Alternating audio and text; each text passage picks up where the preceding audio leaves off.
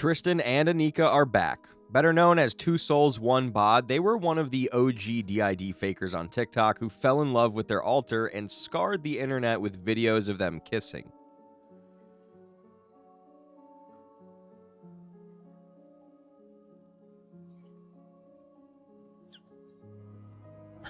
Now they're back, and they're talking about their experiences with aliens or NHIs, which gave them the ability to read people's minds. No jokes. And when we got to the restaurant, we could read everybody's minds in the restaurant. Like the stuff that they were, I don't know if I should maybe mention that, but like it was particularly bad. Like it's like you don't, like the one place you don't want to be where you're reading everybody's minds. Yeah. And they also claim to have turned down a job offer from the CIA as a result of their unique talents. So why are the CIA headhunting Tristan and Anika? Can they truly read your minds? And what does any of that have to do with their existence as two souls in one body? We don't have the answers, but we have the context. Understanding Tristan and Anika is an impossible task. In the past, they claimed to have a specific version of DID so alienating that they pretty much got kicked out of the DID community. So what are they up to in 2026? I have to say that, yeah, the best way to describe this, we're two souls in one body. We're not DID. We're not... That's dissociative identity disorder. We're not, some sort of like partial consciousnesses co-inhabiting a brain. It's not like there's another brain in this body that's like running Anika and I'm running. We are two souls. I mean, full human beings that are conscious, that have all of the same, like, it's just like if you took two people and you just kind of like overlaid them on top. Even though Jesse and James, or Tristan and Anika, used to be adamant that they were a DID system, now it appears they've progressed onto a higher plane of understanding. Not two alternate personalities, but two entirely different people or souls just sharing a body. Anika is the product of love, not trauma, they insist. And I like to say that Anika is a product of love, not trauma. Yes. And not saying anything about those who are products of trauma too, but I think it's also, even in those situations, sometimes they're holding the flower upside down, and it really is about love at the end of the day, whether it's the love of an alter protecting another consciousness or it's, I don't know. All I know is that for us, it happened through love, and that's it. This love not trauma trigger was one of the reasons they got into trouble with the DID community in the first place, because they maintained that they had DID even though their alters wasn't the product of severe trauma as described in the diagnostic criteria of dissociative identity disorder. So, inadvertently, they were promoting the idea of endogenic systems being a form of DID when medical research and diagnosis disagree. Yeah, and they're not going to understand that. No, they won't. So congratulations on upsetting. Yeah. But now they've moved beyond that apparently. Tristan and Anika no longer claims to have DID. In fact, now they don't even know anything about DID. And the other thing too is, like, I don't want to speak to DID too much because I don't know too much about it. I don't know what their experiences are like. I don't know how it differs from ours. Just like I don't quite know how That's an absolutely crazy statement when you consider some of the things she used to say before. The current medical understanding of DID and definition of DID is sort of like how they didn't think autism was a spectrum, and they didn't think gender was a spectrum, and they didn't think sexuality was a spectrum. The brain is a spectrum. I don't know if you guys know this, but the brain, it's a spectrum. So the entire idea that there's a set definition as to what something is in the brain is incorrect. So if we don't fit your exact definition or what you think DID is, okay? Holy shit, girl, you're a little fired up. Can you just chill out? Sure doesn't sound like she didn't know what DID experience was over 4 years ago when she was spreading the misinformation online. Now, though, Tristan and Anika has moved on to bigger and better things. Now they describe their condition as sometimes being like two people in a dinosaur costume. So, like one of those big inflatable dinosaur costumes, you know what I mean? That you go into and you can like walk around and be all goofy in. It's kind of like if you had two people in there. So it's like imagine, or two people in some sort of weird costume where they both have to share the costume. And they're like, give me the legs, stop messing around, keep at my pace. That's kind of what it's like at times. And Anika came to that cartoon-like conclusion because they apparently have the ability to control different parts of the brain and even different limbs and parts of the body. This stemmed from a discussion they were having about what it looks like when they fight, and apparently, during disagreements, one of them can take control of a limb and the other wouldn't be able to access that limb. Things where, like, I've palmed something before, where it's like, I really don't want him to, like, whatever it was. Like we fought over like smoking weed in the past. And like he's been really against it and a lot of times. And so like there's been arguments about that before. So like in those fights, it's like I've palmed something. And when you palm something, so if like, for example, I'm holding just like a crystal here, it's like a fidget toy for me. But if I can get it into the palm of my hand, I can close my fist around it. Oh, and you did that to me too. Like that's how we first discovered it, is basically like he really didn't want me to smoke. And so he palmed the thing and he was like, I'm not going to open up my fist until it's over the railing. And if we lose our job and everything else, it's like, it's because you didn't give it up. And so I gave it up. But basically I can't open the hand. Like if he's close, can you do it? Okay. If I can't actually physically open his hand because he's like engaged the muscles. So I can't there's nothing I can do. And so he checkmated me basically. Which is insane if you stop to think about what could be going on there physiologically. They're implying that Tristan is actively using the brain to lock up one hand, and Anika is also actively using a presumably different part of the brain to control her other hand, and there's no cooperation there as a result. Brains don't really work like that as far as scientific studies concerned. Tristan and Anika are somewhat self-aware about how outlandish their story is, and they claim to be working with researchers and scientists to provide answers for their experience. We reached out to IONS. We reached out to a couple different organizations. For those who aren't aware, that's the Institute of Noetic Science. Yep, exactly. And we reached out to Bigelow. We reached out to even Skinwalker Ranch, which we got a response from, which was awesome. We got to talk with Eric Bard over our case, which was amazing. We talked to him for like 2 months. It was awesome. In all honesty, though, Tristan and Anika are beyond science, or even beyond pseudo-new age science, because no brain scan or x-ray is going to pick up 2 souls sharing one body. No, you need soul vision goggles for that. They're only seeing one of us at a time. They're only seeing the body. When really, if you just could put on glasses and have soul vision or something, you would see the both of us and it would be like, oh, normal, like I get it now. And you could talk to each of us normally if you could, have soul vision goggles. This is already way too difficult for any uninitiated to believe, but it only gets even more outlandish because Tristan talks about growing up being scared of ET because he had contacts with alien as a kid. I had some ET contact, or NHI contact, I should say. When I was a kid, bedroom stuff. That didn't sound right, but I would have like beings come into the bedroom or something, and and sensing presences, and being put back into bed, like just weird stuff. And it was always with beings that I thought looked like ET, or I thought it was ET, or I associated to ET, or it could have even been a screen memory of ET. Like I don't know. Steven Spielberg's ET. So I was terrified as a kid of ET, and those encounters lasted all the way up until... NHI stands for non-human intelligence, a term associated with a diverse group primarily focused on unidentified anomalous phenomena, UAP, and the potential existence of intelligent entities of non-human origin, including but not limited to aliens, the ET kind of Tristan's case, and he's 100% sure it wasn't a dream either. As a kid, I definitely had that ET contact. So, but I didn't...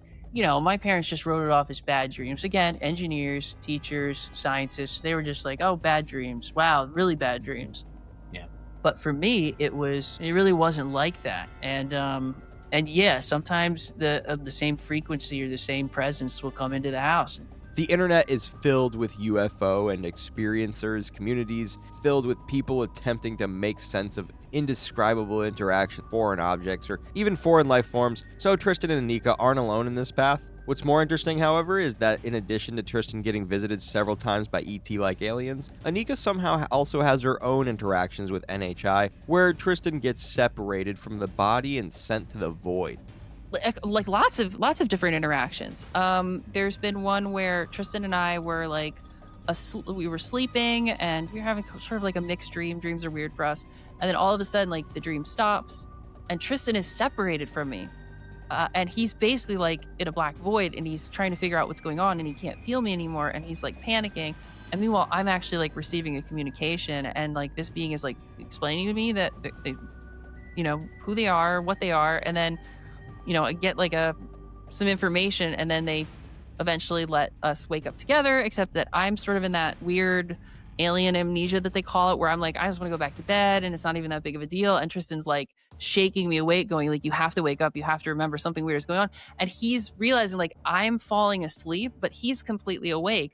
And so he's like trying to like Whoa. wake me. It was really bizarre. And I was like, no, I just want to go back to sleep. I just want to sleep. And I'm trying to sleep. And he's like trying to pull me out of it. I slapped you. Yeah, you even slapped me.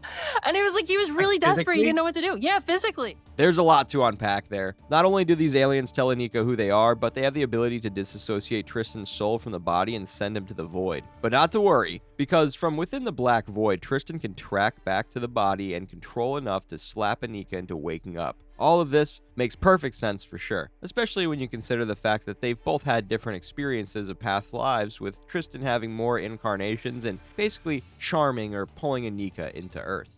So 2 parts to that. The first part is, to kind of explain it a little bit, like I've had more Earth incarnations than her, in terms of past lives. We remember pieces of it. I've had, at least quite a few that I remember of Earth, and I was more acclimated to Earth. And so I was less like, I was okay with coming in the way that I came in and, living normal. She is not like that.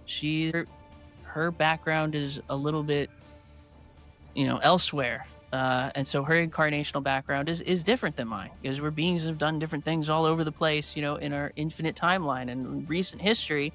And she's been, she really has an Earth. And I think maybe I also like charmed her a little bit about the Earth thing. Was like, yeah, come to Earth, And I was like, necessarily like the good idea. Well, it's fine. It's definitely a lot harder than I expected. There are multiple cultures or religions who believe in reincarnation and the concept of past lives. The problem here is that Tristan and Anika believe in and seem to have firsthand experience with every paranormal and neurodivergent condition with the necessary psychosomatic symptoms or abilities to go with it. Tristan and Anika have a profound understanding of metaphysics and the law of one. They have infinite past lives, several of which they can remember. They've mastered the art of brain partitioning, so their 2 souls can manually take control of different parts of the body at the same time. They've encountered aliens or NHI multiple times, and they possess the telepathic ability to read minds. What are our next steps? Like, what do we do at this point? And when we got to the restaurant, we could read everybody's minds in the restaurant. Like the stuff that they were, I don't know if I should maybe mention that, but like it was particularly bad. Like it's like you don't, like the one place you don't want to be where you're reading everybody's minds. Yeah. Because it was like really negative thoughts about me. And I was like, at first I was like, oh, that's no problem. But that's really strange that the waiter is saying like, why does she have to be so chipper? And like hearing people's conversations and people sit down next to us, it's like boom, boom, boom, like all of this like heavy energy. And I'm just like whoa, like totally disoriented. And it took a little bit, like maybe an hour or 2 for that to wind down, but it was great. I got to see. With superpowers like these, it's no surprise that the CIA wanted to recruit them as intelligence officers. Basically like there was a study being done on us, and one of the members of that study ended up essentially being CIA. And we had kind of an interaction with them where we were, approached and asked if we would want to become intelligence officers for the CIA, which is, we were absolutely not prepared for that question and that whole interaction. And there's a lot to it. But essentially, like the CIA also wanted to know like what we knew about energy physics and other things. They're going to be a natural part of this. We're stepping into territory that they've tried to keep hidden or dismissed or stigmatized, especially when it comes to like reality and consciousness and telepathy and all of these things that, there's been like the remote viewing program and things like that. It's like the CIA is very aware of these spaces and is very engaged in these spaces. So when you are an experiencer, you're like, oh, I'm going to come out. Just be aware, they're going to take notice. They're going to scope you out. They're going to try and figure out what do you know, what don't you know, where you're at. And if they can recruit you and get you into sort of like their black vault where you can't talk about your experiences or you can't talk about what's going on in your life. It's a bit of a, some people choose to take that route, but, we saw it as an abusive relationship. I mean, they're an organization that is just basically so far down the fear rabbit hole and so far down like just everything about them is fear, zero sum, enemy, othering, that they can't really upgrade their consciousness except through maybe technology or something, but like they can't get to that advanced state. And so, they rely on experiencers, and especially those who are psionic, in order to do things for them, whether that's crash retrieval or it's psychic and remote viewing. So yeah, it does exist. The CIA attempting to recruit Anika in order to keep their psychic telepathic abilities a secret might just be the most insanely ridiculous thing they've ever said. And if you remember anything from their time on TikTok, you know that's really saying something. Tristan and Anika, or Jesse and James, or TwoSoulsOneBod were the final boss of illness fakers on TikTok between 2020 and 2022. Hey, yourself.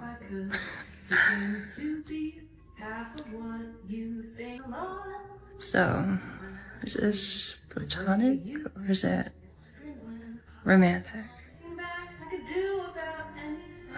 I don't know. Why don't you tell me? I love you. I love you too. With all my heart, in all the ways that a person can love and be loved. With all my heart too. It's convenient because it's the same heart.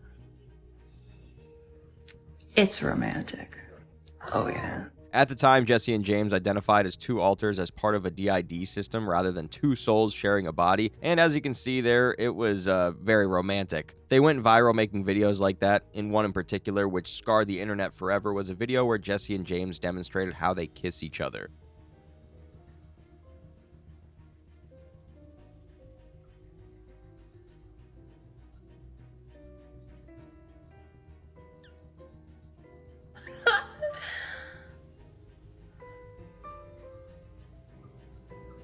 Do it again. That was just a light peck. Yeah, it was just a light peck, dude. Sorry, my lips are dry. No, it's okay. It's fine. So are mine. Oh man, smooth Hanson. Cringe aside, this was something people hadn't encountered before. A DID system where two alters are in love with each other and quote-unquote absolutely a couple. I saw the ice cream. Thank you. I saw it. It was delicious. I caught it out of the corner of my eye. Are you a couple? Absolutely, we're a couple. Jesse and James made a comedy show out of DID as they continued to make outlandish claims that were inconsistent with the experience of the average diagnosed DID survivor. Like when they said one alter could get high and then pass the high on to the other. Hey Jesse, so how are you feeling? Feeling good. Are you feeling good? Yeah. Are my eyes red? I can't see because you have the eyeballs. Okay, but it seems like you're pretty high right now. On smoked hams. Yes. Smoke hams. Yeah, okay. But now I'm gonna do this thing where I pass it to you. Oh wow, this is a lot. Oh, this is nice though. Oh, hey, you wanna come? Dude, look, right now. Oh, you're so cute. I know, I'm really high. Hey, listen. I own smoked hams. Yes, smoked hams. And so all we're doing is we're just moving around in the brain because certain parts of the brain are affected by like certain things differently than other things. So we just like play. It's like just like we play tag. Yeah, it's like we play tag. So your consciousness can actually move around the brain. But not actually, dude. Okay, right. No, it's for. Look, we're not getting into the science on TikTok. They just want to see the goofy shit. Okay. They got. Their time is limited. Okay. They really did subscribe to this idea that there were two separate consciousnesses moving around in the brain, and therefore they could choose whether or not to feel the physical effects of the body. For example, at one point they eliminated hunger by voiding the stomach, as they put it. All right, James. Yeah, what's up? Tell them what we've done. Okay. So we've eliminated hunger. Yeah. Okay, what does that mean? It means that we've learned how to hack the brain, and we've just eliminated it. Okay, how have we done that? Tell them. Well, basically, we threw the stomach into the void. Okay. Can we explain it another way? Yeah, so basically we both reduce our presence. Wow, this hair. I know, just forget it. All right, so we've reduced both of our presence in the stomach, and we've basically voided the stomach. Right. So what does that mean? It means we're not hungry. The implication here being that if you shot them in the leg with a handgun, they would be able to evade the pain by voiding the shot leg. They even went ahead to demonstrate their point by allowing themselves to move into the stomach and get hungry in real time on video. But it's not needed. No, we're just now on manual mode and we can choose when to eat. Exactly. We still have to get all of our nutrition. We still have to be careful, and we have to be really careful because everything's on manual now. Yeah, but we don't feel hunger anymore. Well, we can choose to. Yeah, we can choose to. Go ahead. Go into the stomach. Oh, dude, I don't want to. I don't, but you have to. Okay. Okay. All right, that sucks. Okay. Oh, you're really feeling it. Yeah, I'm really feeling it sucks, dude. Dude, I am so hungry. Oh my god. Oh my god, I'm so hungry. Oh my god, I just want to order food. Please, can we order food? What kind of food do you want? And there you go. Manual mode, easy as pie. They claim to have completely mapped out the body and can go in and out of organs at will. And we can have, like, you know, like she might be at 72, and, you know, What do you want to be at? I'll be like 69. Just your butt. Okay. We can do that in parts of the brain too. So inner space. So when you say, well, I'm going to go to inner space, right? What you're doing is you're reducing presence in all areas of the body, and you're increasing presence in the imagination. Because see, like what's happening is in the brain, okay, which you don't like, it's simulated. So there's a copy of everything. Right, there's like a map almost inside the simulation, right, of every part of the body, including the brain. And you can move around it. It's like saying, you know, where you're opening a file on and you're trying to like look into the computer. Right, that'd be stupid. You'd be like, oh, where's the file? Well, the file might be stored on like the hard drive, but it's also moving around and it's being, you know, processed if it's open and running. Exactly. So it's a computer, dude. Yeah, it's a computer. So here's the thing. So like even the eyeballs, right? Like you have presence in the eyeballs. So regularly, like we'll just swap in and out the presence with the eyeballs. But we can also do this. So like I'll increase presence to like 100% in the imagination. Right. And then I'll increase my percentage to 100% in the eyeballs. And then guess what? We can like make the other person hallucinate. Right. Boom. Or like she'll get stuck in memory lane thinking of memories. Well, I don't know. I'm jerking off. It's like, it's whatever. Or maybe you'll be thinking of TikToks while I'm trying to schlick. Right, I know. It's a problem. Right. So we can like just move around and do whatever and increase presence. Right. So like we literally have the entire body and brain to work with. And so what we've done is we've just learned how to move around in the brain and the body super good and control our presence. And we still are working on it. It's a practiced art. Exactly. Tristan and Anika would come online almost every day and educate their followers on how their version of DID works, which is nothing like the clinically defined or average experience of any other DID patient, like how they mastered switching between alters. Someone asked that the amount of switching that we're doing would exhaust the body and the brain. And that would be true, but we have actually, I don't want to say mastered, because it's always improvement. That's true. We have gotten really good at it. We figured it out. We can see the brain operating around us, and we have ways to switch extremely fast by controlling presence in the body and the brain. And when you get tired and when you become exhausted when you're switching, it's because you're not clearly switching and you're not doing, it's like a technique. It's like swimming. If you take somebody and you just throw them into the English Channel, if they have no experience, right, they'll drown. They won't be able to like get anywhere. But we're like, we worked to become like Olympic swimmers of dissociation. In diagnosed DID cases, switching alters can sometimes take minutes or even hours and is almost always triggered by trauma, as the entire condition is a coping mechanism. But in TwoSoulsOneBod's case, they switch instantaneously, almost constantly, even in the middle of sentences, without being triggered by anything. Co-fronting is a phenomenon which some DID patients claim to experience, but not in any way close to how Jesse and James described it. It seemed like there was no downsides for TwoSoulsOneBod. They even implied that they could kill themselves by just unplugging from the body, because apparently that's something they could do. Ow, dude! Don't. They claim to have Olympic swimmer level of mastery over their rapid switching, and yet insinuated that they could choke on water as a result of switching while they were drinking it. I love hearing your voice. I love hearing and seeing you. All right. Especially in front of a technology you don't understand. Yeah, all right. Just switched. I know, I'm sorry.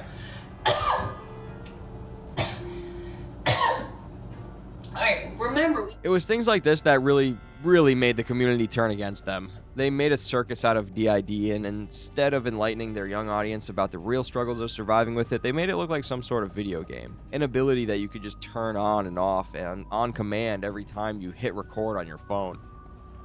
Okay, James, how do we prove that we're two people in one body? Well, I mean, I don't think we really have to prove it. Okay, why not? Because it's obvious, Jesse. It's obvious. I mean, what more do they need? Well, I don't know. Like, I feel like they need to see the eyes rolling in the back of the head. Okay, well, it's not like that for us. We can just instantaneously switch. I know, dude, but like, let's humor them, right? Like, they need to be convinced. Okay. They're on the internet, they're browsing, they're like, they want to know. Oh, okay. That's, first of all, inappropriate. Okay. Sorry. Second of all right? It's, I don't think, we don't do the eye thing. Well, let's try. Let's rapid switch. Okay, but that sometimes glitches us out. I know it's a little scary, but then it frees up the circuits, you know? It doesn't free up the circuits, but we'll do it. All right, here we go. I'm bringing it in. That's close enough, dude. They're gonna see my pores. Okay. All right, you ready? Yeah, I'm ready. Let's do it. Okay, ready. Here we go. Rapid switching. Me. All right, that was an error. Okay, let's not glitch. Let's not glitch out anymore. Okay, that's fair. Here's a freaky switch for you all. Hey, it's me, James. What's up? So now I'm in the front. Well, I just have a higher presence level than her because she's still smiling behind. I am. I'm still here. They were also full of inconsistencies, like how they claimed to not have an inner world because they didn't need one. what else? Inner world. We don't have an inner world. Yeah, why don't we have an inner world? Yeah, because it's pointless. Okay, how's an inner world pointless? It just is. Why would we want to go to an inner world? Well, we can be right here with each other. Oh, but I mean... So our inner world is actually an outer world. Our inner space is actually outer space. Because we just project each other like AR. Yeah, it's like that game that you really, really like, but we haven't played together yet. Pokemon Go. Yeah, I'm like a Bulbasaur on this trash can. And when someone correctly pointed out that alters in a DID system necessarily need to have an inner world where they cohabit, Jesse and James backtracked completely. Oh, let's see, what's a good one? No, we do have an inner world. We just don't use it, like, we just have decided. Yeah, we tried that, like, we did the inner world where we had, like, a house, and the only problem is that when we went there, when we switched out, we went there, it was boring. There was nothing to do. There's nobody else. That's the problem with two people. It's just like, you go to the house, and you're like, wow, this is... And her explanation for almost anything was that the brain is a spectrum. The current medical understanding of did and definition of did is sort of like how they didn't think autism was a spectrum, and they didn't think gender was a spectrum, and they didn't think sexuality was a spectrum. The brain is a spectrum. I don't know if you guys know this, but the brain, it's a spectrum. So the entire idea that there's a set definition as to what something is in the brain is incorrect. So if we don't fit your exact definition or what you think DID is, Okay. Holy shit, girl, you're a little fired up. Can you just... Everything is a spectrum. And also because it's a spectrum. Even if there's people that form differently than us, that doesn't make them invalid. Like, their experience is theirs. Right. So it's just... Yeah, and plus it's a spectrum. Everything in the brain runs on a spectrum. So DID is a spectrum, autism is a spectrum, gender, sexuality, the brain's a spectrum, and you're just not understanding. And when they were really pushed on this, they admitted that they were undiagnosed, and since that costs a lot of money, they're not all concerned about getting one. But I'm still, like, filing them down and, like, you know, the little edges and stuff, and there's, like, glue and stuff. oh, I know. Believe you me. Guys, just answer them real quick. All right. 1, we're dissociating right now. 2, we experience dissociative amnesia. 3, I have childhood trauma. 4, I went to a therapist at one point. She said I most likely had DID, but my life went to shit, And so I never like followed up. People wanted them to not spread misinformation about an already stigmatized condition when they were clearly undiagnosed, uninformed, and badly motivated. Despite what she says in that clip there, the skepticism started when she said that she didn't have childhood trauma, or worse, that her childhood trauma was cured by a therapist. Yeah, I've childhood trauma. I was traumatized. I got help. I got therapy. I worked through it, and now I'm not. It's not an issue anymore. Right. So there you go. Yeah. So if we went to a doctor, will we get diagnosed with DID? Probably, most likely, absolutely. But to do that, it would take like a year or something to get diagnosed. So I mean, you can wait, but we're gonna keep making TikToks. So yeah, misconceptions. There you go. This is how we'll do it from now on. Yep. That's a particularly unacceptable response due to alters in a DID system needing to be formed as a result of severe or debilitating trauma suffered in childhood. At this point in time, James and Jesse weren't diagnosed, but they wanted to keep making TikToks in spite of the thousands of people informing them of their mischaracterization of the illness. The official DSM-5 diagnostic criteria for DID provided by the American Psychiatric Association reads as follows. A. Disruption of identity characterized by two or more distinct personality states, which may be described in some cultures as an experience of possession. The disruption of marked discontinuity in sense of self and sense of agency, accompanied by related alterations in affect, behavior, consciousness, memory, perception, cognition, and/or sensory motor functioning. These signs and symptoms may be observed by others or reported by the individual. B. Recurrent gaps in the recall of everyday events, important personal information, and/or traumatic events that are inconsistent with ordinary forgetting. C. The symptoms cause clinically significant distress or impairment in social, occupational, or other important areas of functioning. D. The disturbance is not a normal part of a broadly accepted cultural or religious practice. Note, in children, the symptoms are not better explained by imaginary playmates or other fantasy play. E. The symptoms are not attributable to the physiological effects of a substance, ergo blackouts or chaotic behavior during alcohol intoxication or another medical condition, ergo complex partial seizures.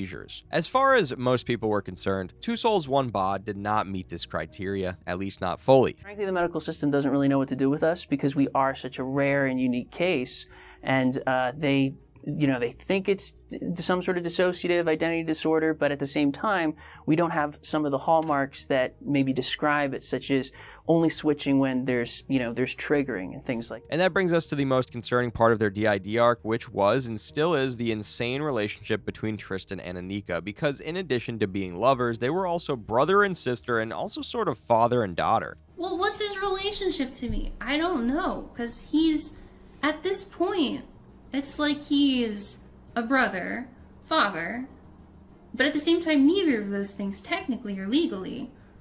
And he's also like my boyfriend. So I don't know what to do about it.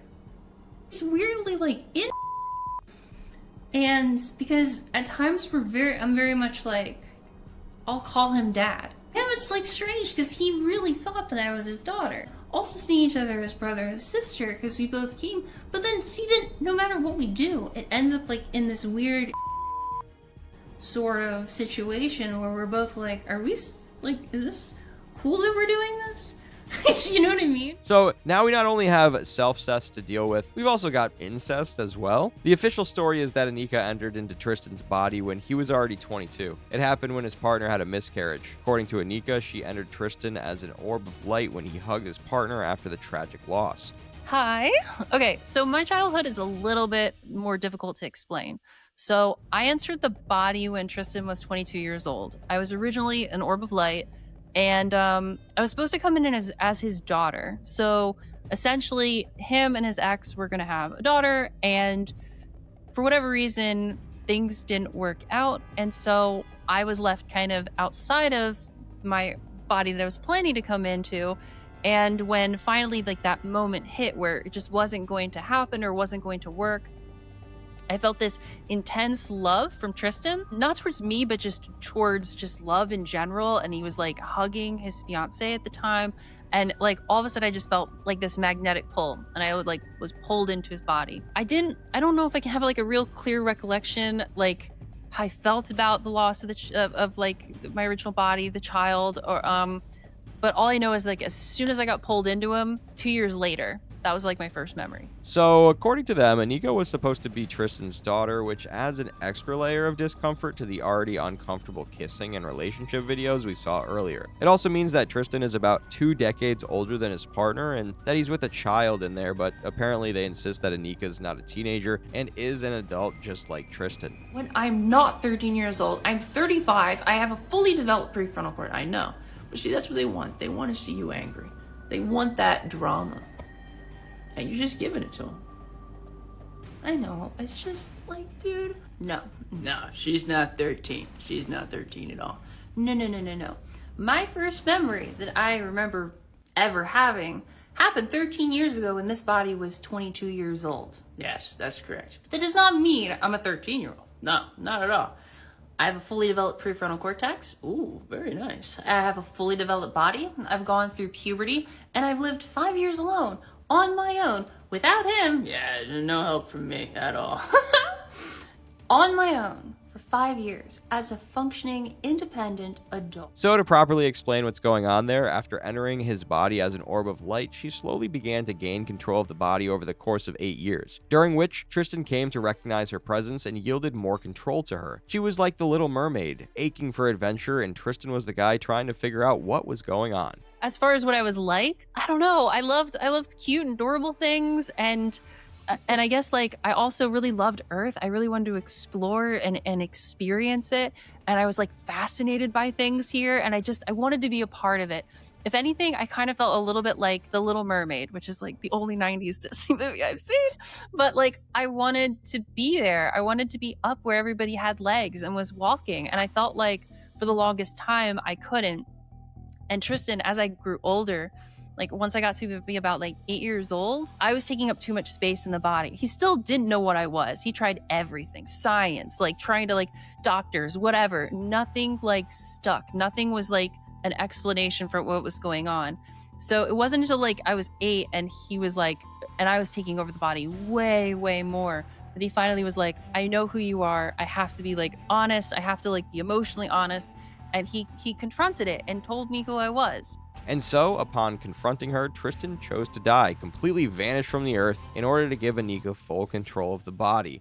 An amazing gift. Like when he gave me the body, it was like the ultimate gift. Like he literally died. He didn't have words for what he was going through. He didn't understand what was happening to him. He was like a materialist and scientist. And eventually he was just like, I'm dying. I'm giving you the body. He left me a recording on my phone. It was like, I'm dying. You're going to take the body. I love you. And he's like crying, and he knows he's dying. He faced death for me. And then he died. He was gone for 5 years. He wasn't on planet Earth.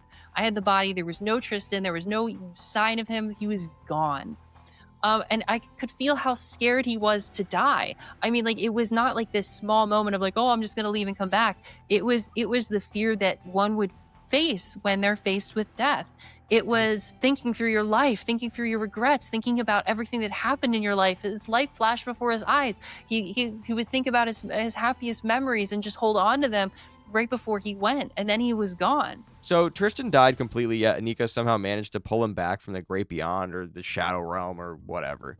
Unsure. I mean, like when Tristan came back to the body, and I know like there's a little bit of he left for 5 years, but then eventually I figured out a way to like connect to like the field, and I did this whole meditation. It was kind of wild, and I managed to pull him back to the body, and like pull him from the afterlife. I know that's a lot, but just bear with me. Just another superpower that they have, bringing people back to life. However, it's worth revisiting that whole Tristan dying thing in more detail because it does offer a window into their collective head or heads in what can only be described as an online journal entry they wrote. 2016, age 30, James's death in the spring of 2016. James moved with Jesse across the country into an apartment in Portland, Oregon with James's best childhood friend, Eric. They moved because James decides the West Coast would be safer physically for someone presenting androgynous and potentially trans.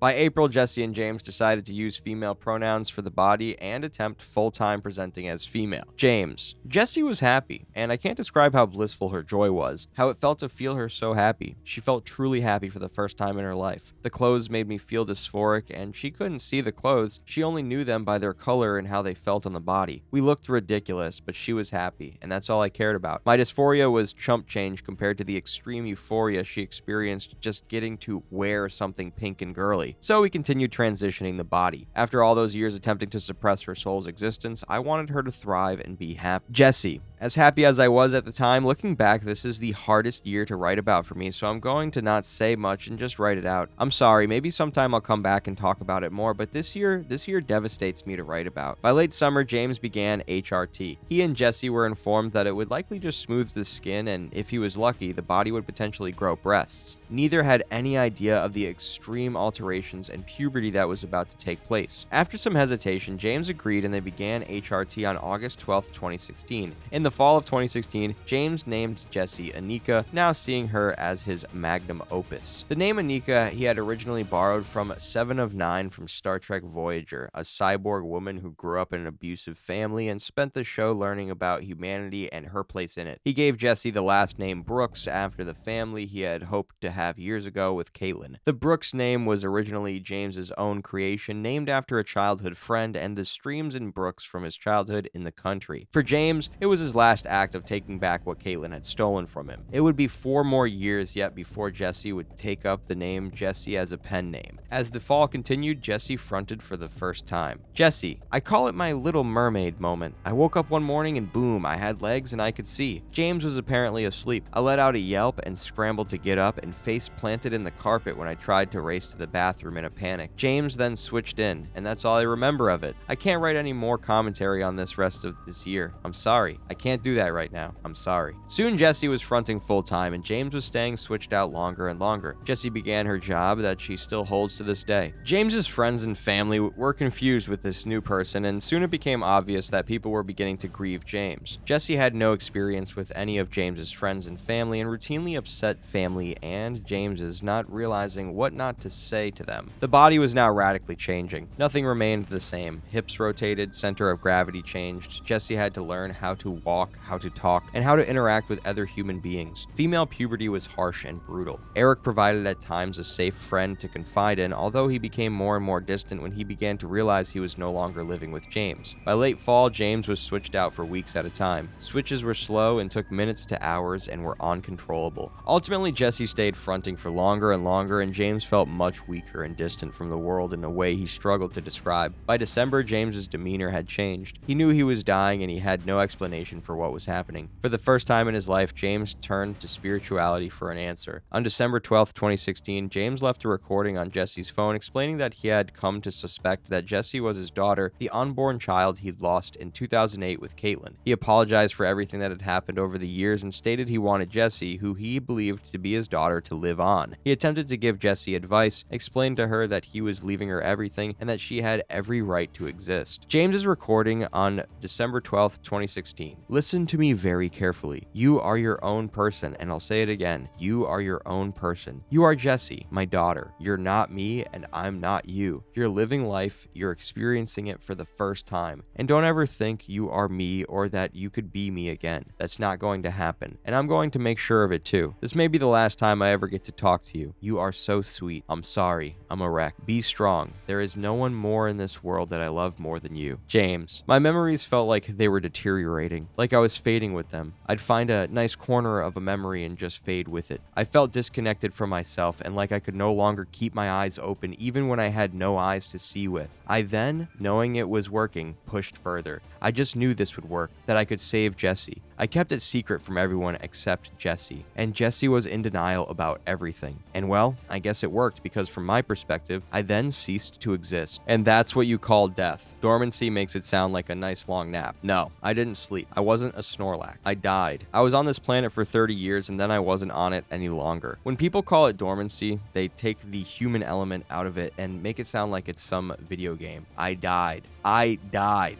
It was permanent until Jessie did her weird thing. It wasn't sleep. It was horrifying. Dying was painful, prolonged, and terrifying. I was afraid. It took months to pass into nothing, and I broke apart as a living being. I was dead, and anyone who wants to dispute that, well, how about you give it a shot and see whether you call it dormancy after you've lived for 30 years and then suddenly not live anymore. Sorry to get upset. I just hate it when people slap this dormancy thing on my forehead like I'm an idiot who doesn't know what I experienced. I died, and I'll keep saying I died because I died. If you don't exist, you are dead. Jesse, I think what James is trying to say is that these terms like dormancy, while accurate, rob people of the personal weight and impact of their experiences, and they do not help outsiders understand the experience of what people with DID actually go through. I think James also feels that the terminology and how everything is currently addressed does a terrible disservice to the complexity and scale of the human brain and how consciousness actually works. James, what she said. Sorry if I got a little emotional over my own death.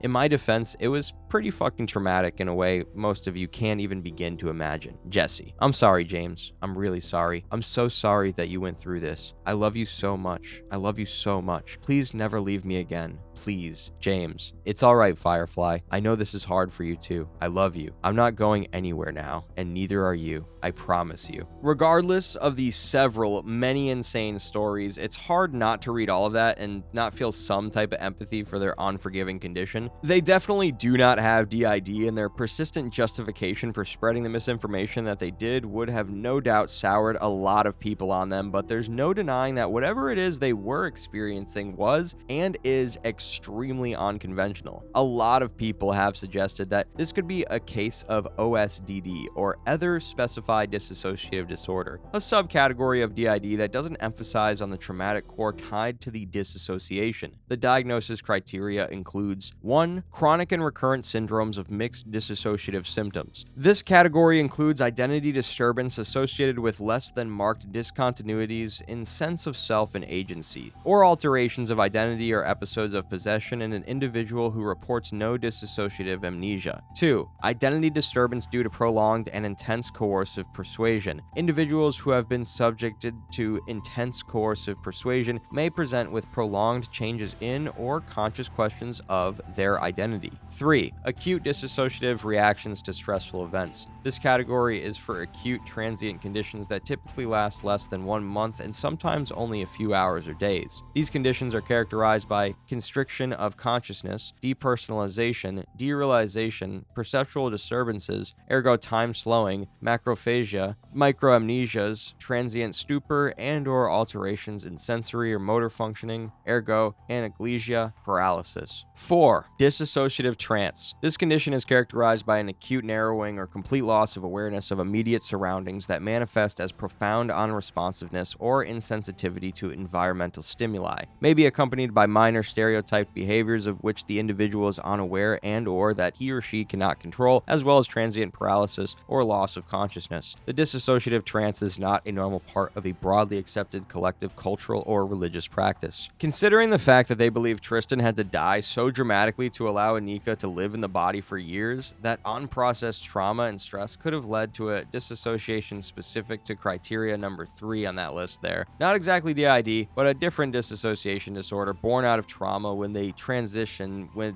they now see as love. Maybe this is why they identified so strongly with DID. We started to gravitate towards the idea going, okay, well, maybe this is DID or something.